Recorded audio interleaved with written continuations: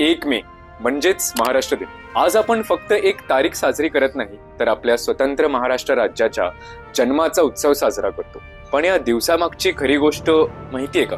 देश 1947 मध्ये स्वतंत्र झाला, पण राज्यांची सीमा अद्यापही ब्रिटिश काळातील नकाशावरच होती. 1956 मध्ये स्टेट्स रिऑर्गनायझेशन ऍक्ट लागू झाल्यानंतरही मुंबईला वेगळ्या पद्धतीने बॉम्बे प्रांतात ठेवण्यात आले. इथे मराठी, गुजराती, कोकणी आणि इतर भाषिक गट एकत्र राहत होते. यामुळे भाषिक आणि सांस्कृतिक तणाव वाढला गेला. एकीकडे मराठी जनतेला आपला स्वतंत्र महाराष्ट्र हवा होता, तर दुसरीकडे गुजराती उद्योगपती मुंबईला गुजरातचा भाग बनवण्याची मागणी करत होते. यातूनच जन्म झाला एका ऐतिहासिक जन आंदोलनाचा, संयुक्त महाराष्ट्र आंदोलन.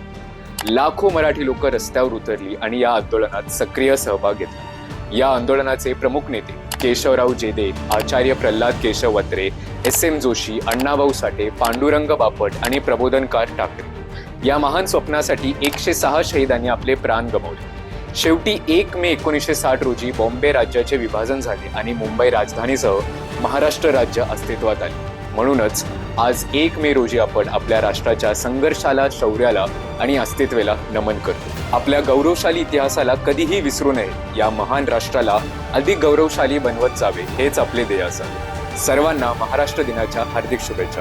जय हिंद, जय महाराष्ट्र.